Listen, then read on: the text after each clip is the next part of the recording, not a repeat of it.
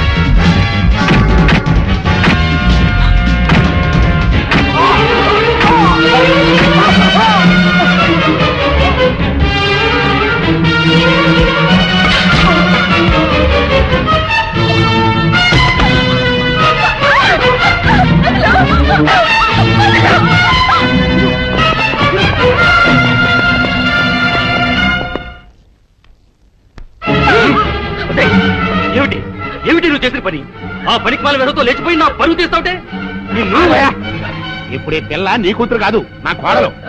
ఏదో కొడుతున్న వాళ్ళు చేసింది. ముహూర్తం టైంకి వచ్చేసింది కదా, వదిలేయ్. రేయ్ పులిరాజు తీసుకోండి. మంత్రి గారు కనపట్లేదు. కనపడబోవడం సరిగ్గా ఇల్లంతా చూసామండి, ఎక్కడ కనపట్లేదు. అయితే ఈ పిల్లని ఎత్తుకుపోయినట్టే కుర్రాయాళ్ళు నా పులిరాజు గారిని కూడా ఎత్తుకుపోయింటారా? రేయ్ ఆ ఏరై దొరగాన్ని, జానికమ్మని, సీను గాన్ని, ఆ కుర్రాయాళ్ళని ఇల్లు ఎత్తి ఎక్కడ కనపడితే అక్కడ కట్టుబడేసి వస్తుంది. వెళ్ళండి, చెప్పండి. నా కొడుకుని ఎక్కడ దాచారో చెప్పండి, లేకపోతే మిమ్మల్ని అందరినీ చంపి పారేస్తా. పెద్దరాజు పిచ్చి పిచ్చిగా వాక్కు. నీ కొడుకేమయ్యాడో మాకేం తెలుసు? తెలవదు. ఈ పెళ్లి అనుకున్న కాడించి దాన్ని ఎట్టాపు చేయాలని మీరు అందరూ కలిసి పన్నాగాలు వేశారు. ఆఖరికి నా కొడుకును కూడా మాయం చేశారు. చెప్పండి, అని ఎక్కడ దాచారు? మాకు తెలియదని చెప్తుంటే వినిపించుకోవే. జానకమ్మ, పల్నాటి నాగమ్మ లెవెల్లో పథకాలేసి ఈ పెళ్లిని జరగొడదామని చూశావు. అది తెలుసుకోలేనంత ఎదవని కాదు నేను. మీ అందరికీ తెల్లారదాకా టైం ఇస్తున్నా. నా కొడుకుని ఎక్కడ దాచారో చెప్పకపోతే మీ అందరి బతుకులు తెల్లారిపోతాయి. నిజంగా బుల్రాజ్ అయ్యాడో మాకు తెలియదండి. నేను ఇంకేమీ దలుచుకోలేదు. మీకు ఇచ్చిన గడువు లోపల మీరు నిజం చెప్పాలి, అదే నేను వినాలి, అంతే.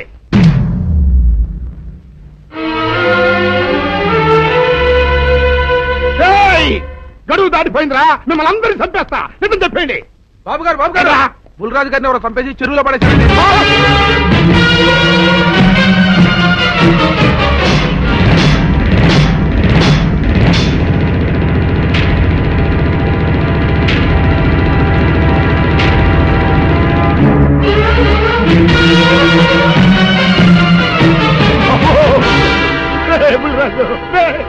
ధర్మానికి మారుపేరైన మీ కన్న కొడుకు మీద ఎవరు పగ పెంచుకున్నారో గాని మొహం నామరూపాలు లేకుండా చెక్కేశారు బాబా. నిన్ను ఈ ఊరి ప్రెసిడెంట్ చేద్దాం కదా అని ఎన్ని కళలు కన్నారా. అప్పుడే నీకు నూరేళ్ళు నిండిపోయినాయిరా. బుల్రాజు వచ్చారండి గారు, రండి చూడండి, ఈ గోడలు చూడండి. పెద్ద మనుషులు అనుకున్న వాళ్ళందరూ కలిసి పన్నాగం పన్ని నా బిడ్డను పొట్టను పెట్టుకున్నారండి. నా బిడ్డ సాగు కారణమైన వాళ్ళు ఎవ్వరూ బతికి బట్ట కట్టడానికి వెళ్ళలేదండి. ముఖ్యంగా ఈరోనండి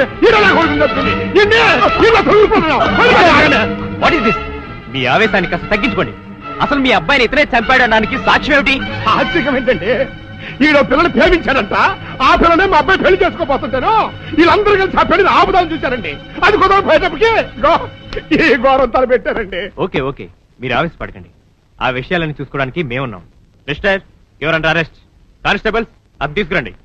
ఆగండి, ఈ హత్య చేసింది సీను కాదు. అతను కాదా? మరెవరు? నేను. జానకి, అవును వీరుడు, బుల్లిరాజుని నేనే చంపాను.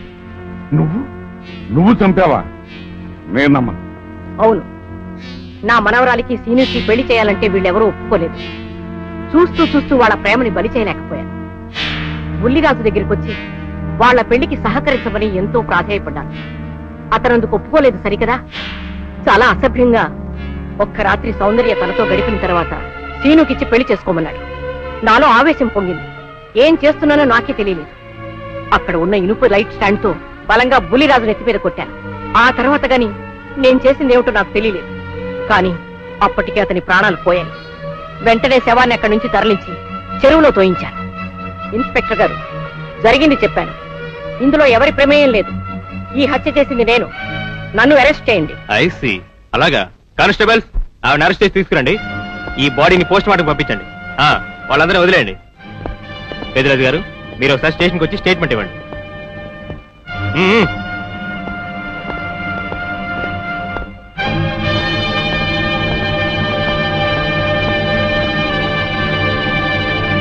చెప్పు జానకి, ఏం చేయాలో చెప్పు. నా మెళ్ళో ఉరితాడు పడేలోగా నా మనవరాలి మెళ్ళో నీ మనవడు పసుపుతాడు కట్టాలి. అలాంటి మాట్లాడక జానకి, నేను భరించలేను. నీకేమీ కాదు, పట్నం వెళ్ళి మంచి లాయర్ని మాట్లాడతాను. ఎలాగైనా సరే నిన్ను బయటికి తీసుకొస్తాను. నువ్వు నన్ను కాపాడే ప్రయత్నం చేస్తే నీ మనవడు ఉరికమ్మ ఎక్కుతాడు. ఏమిటో అనేది? ఈ హత్య నేను చేయలేదు. మరి సౌందర్యని పెళ్లి చేసుకుంటే నిన్ను చంపేస్తానని బుల్లిరాజుని గుళ్ళో బెదిరించాడు కూడా సీను. ఈ పరిస్థితిలో సీనుని అరెస్ట్ చేస్తే సాక్ష్యాలన్నీ అతన్నే హంతకుడిగా నిరూపిస్తాయి. సీనుకి శిక్ష పడితే నా మనవరాలి గుండె పగిలిపోతుంది. అందుకే ఆ జంట దూరం కాకూడదని ఈ హత్య నేనే చేశానని నేరం నా మీద వేసుకున్నాను. జానకి, నా మనమని బతికించడం కోసం నువ్వు ఉరికమ్మ ఎక్కుతావా? లేదు వీరు, నీ మనవని బ్రతికించడం కోసమే కాదు, ప్రేమని బ్రతికించడం కోసం, ప్రేమికుల్ని కలపడం కోసం. జానకి, మనుషులు శాశ్వతం కాదు వీరు, ప్రేమ ఒక్కటే శాశ్వతం. మన ప్రాణాలిచ్చైనా ప్రేమని బ్రతికించాలి, వాడిని దంపతులను చెయ్యాలి. అదే నా కోరిక. చేస్తావు కదూ?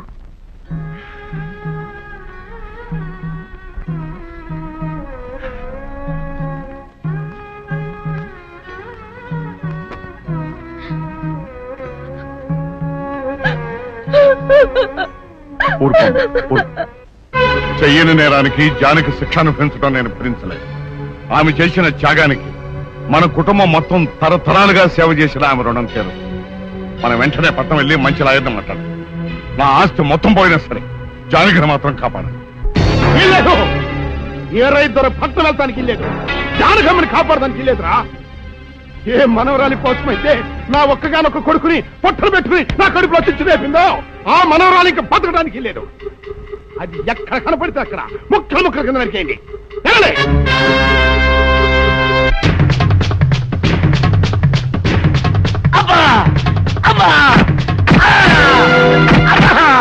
అభం శుభం తెలియని నా చెల్లిని పెళ్లి చేసుకుంటాను నమ్మించి మోసం చేస్తావా? ఒరేయ్, నువ్వు వేరే పెళ్లి చేసుకుంటావు తెలిసి కూడా నీకు ఏ అపకారం తలపెట్టకుండా తన ఆత్మహత్య చేసుకోబోయిందిరా నా చెల్లెలు. అలాంటి మంచి పిల్లకి ద్రోహం చేయడానికి నీ మనసులో వచ్చిందిరా.